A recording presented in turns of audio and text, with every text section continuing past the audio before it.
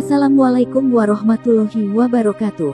Allahumma sholli ala Sayyidina Muhammad wa ala ali Sayyidina Muhammad. Pemirsa yang dirahmati Allah, marilah kita simak ceramah dari Buya Syakur Yasin dengan tema kedamaian hati orang yang beriman. Sebelumnya marilah kita perbanyak sholawat minimal 1000 kali sehari, agar hidup kita penuh barokah dan mendapatkan syafaat kelak. Jangan lupa berikan dukungan kepada channel kami, dengan memberikan super thanks seikhlasnya. Marilah kita doakan semoga almarhum Buya Syakur Yasin diberi tempat terbaik di sisi Allah dan amal ibadahnya diterima. Amin ya robbal alamin.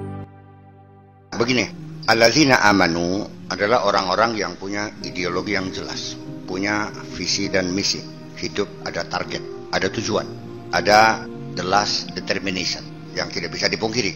Wa tatmainu qulubuhum, dan dia meniti perjalanan hidupnya itu, mencapai visinya itu adalah dengan arif dan bijaksana, tenang, ya kan, tidak tergopoh-gopoh, ya kan gitu, beli gerada geruduk, ya, dengan cermat, dengan hati-hati, pokoknya tidak terburu-buru lah. Nah, yang membuat kita bisa tenang itu apa?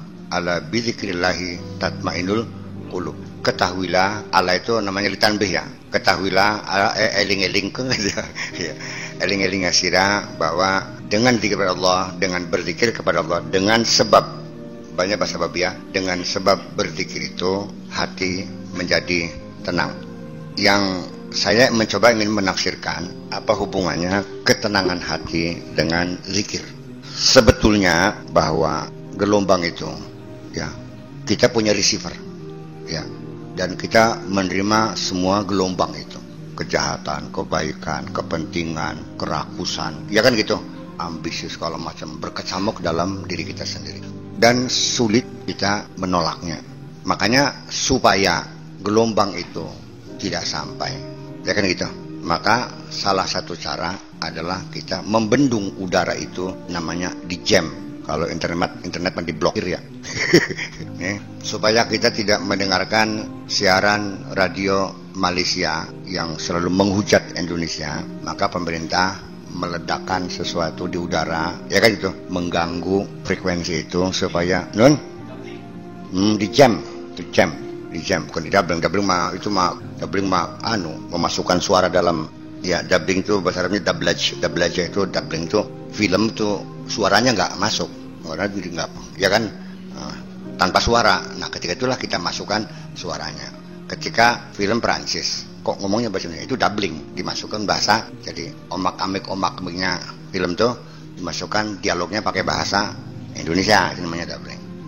Namanya terjemah mudablajah, itu bahasa Arabnya terjemah mudablajah, terjemahan doubling, yaitu dimasukkan terjemahnya bukan terjemah teks, dulu kan. Nah, sekarang teknologi kita sudah mencapai terjemah doubling, jadi sudah bunyinya diterjemahkan. Kalau ini mah tidak, ini mah di jam, dipagar gitu udaranya sehingga gelombang itu tidak masuk. Nah, makanya kapan kita itu aman dari gelombang-gelombang itu, ya makanya bagaimana kita melakukan jam terhadap udara itu. Terus namanya peluru pesawat tuh, apa namanya, anti pesawat, peluru anti pesawat itu bukan satu pelurunya, loopnya ini ribuan, dan ditembakkan biasa seperti hujan, itu ya pasti kenanya itu mah, ya kan begitu. Jadi semakin padat kita berzikir kepada Allah, semakin dijamin gelombang itu tidak akan masuk. Makanya sejauh mana padatnya, ya dalam segala aktivitas kita selalu sadar diri, selalu berzikir kepada Allah. Makanya alladzina yadhkurunallaha qiyaman wa qu'udan wa 'ala junubihim. Berdiri, duduk, dan berbaring. 3 aktivitas yang tidak ada lainnya, hanya 3 dalam kehidupan. Baka beli dodok, beli ngadeg ya, turun. Anak sing cengking. Salah satunya ketika kita terkonsentrasi mengingat Allah, maka selain Allah akan terlupakan. Kalau belum sampai ke tingkat itu, ada cara lain, yaitu dengan melakukan mencari kompensasi. Asal jangan obsesi. Kalau obsesi kan negatif. Obsesi. Supaya kita jangan ingat punya masalah, ya cobalah kita tekuni pekerjaan lain. Apa saja kesibukan kita lakukan, entah nyuci pakaian, menyetrika, ngepel, ya, macul, apa saja. Sudah kerjaan, masih ingat juga berolahraga sekelengere sepegele masih beragak cek tasbih miwila tasbih.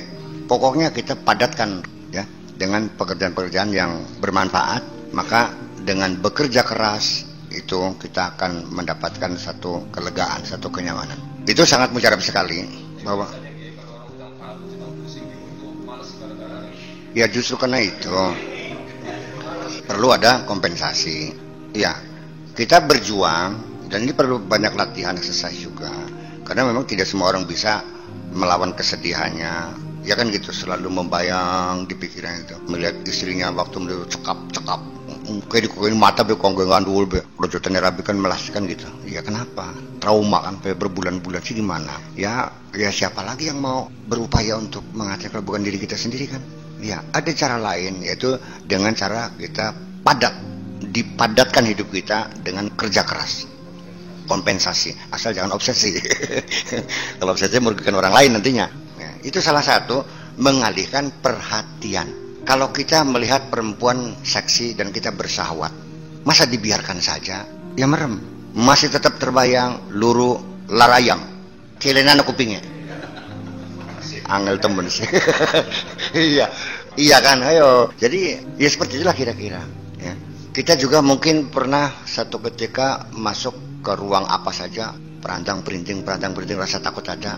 Ya jangan diterusin, jangan mengandai-andai. Lamun tiba-tiba jebol, anak mayit pribadi. Weta mau dipisan kan ki. Masih mending gak anyur pisan tala tulit beli nembang apa kayak itu. Salah satu hal mengalihkan perhatian. Iya.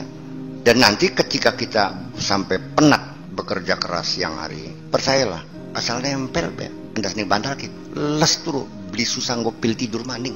Ya, ketika Anda ngedoyan makan, cek pasur mangatan yang sawah, entok akan tenaga nih kabeh. Insyaallah, Rabbina sira ngirim sega, rong eblek, masyuruk sirakin. Ya, jadi ini satu rumus dari sejak zaman dahulu, dari sejak zaman Imam Syafi'i sampai zamannya Dr. Dale Carnegie, bahwa untuk mendapatkan kedamaian, kita sibukkan diri kita dengan kerja keras kita. Kata Imam Syafi'i, fansab fa innal ladzal aishi fin nasab. Itu dalam bentuk syair panjangnya, safir tajid aiwadan aman tufariquhu fansab fa innal ladzal aishi fin nasab. Bekerja keraslah, karena dalam bekerja keras kita bisa merasakan lezatnya kehidupan ini. Jangan dikira orang nganggur, orang santai itu enak. Justru di dalam pengangguran, kesantaian, ada satu penderitaan yang terselubung di dalam diri kita. Termasuk penyakit juga bermunculan semua. Dari kolesterolnya, kencing manisnya. Karena bagaimanapun tidak mungkin badan kita sehat kalau kita diam. Darah mengalir, jantung berdegup, paru kempes. Itu semuanya dibantu dengan kerja keras dan fisik. Daya itu persoalannya. Nah jadi artinya bahwa jangan kita menyerah. Nggak bisa. Pernah nyoba? Belum. Supaya dulu kapan cek pacul. Iya kan? Bakawus macul wus masih yang berbahaya wus cek tas bae. Hidelo sepagele. Mau berang 100.000 terserah. Takang esok beli turu-turu, mustahil beli turu mah. Ngantar bikin ki. Takang mustahil bukan kalau kita bersungguh-sungguh. Makanya di situ ada usaha, kesungguhan kita. Kalau sudah mentok, ya Allah, Rabbana afrigh alaina sabra. Ya Allah, curahkan kesabaran kepada kami. Afrik itu kosongkan, artinya afrago yufro lalu plekah sampai saya balik ya cepon kah bakal miring artinya mau sekedar musyarakan bakal diwalik artinya ifrag artinya ditumpahkan. Rabbana afrigh alaina sabra, jadi sabar itu ditumpahkan kepada kita, artinya ya disederhanakan saja, ya Allah berilah kami kesabaran lah, begitu mungkin. Non faragat apa kon farago, oh ya farago afrigh faragat. Iya, pinter juga kamu nih.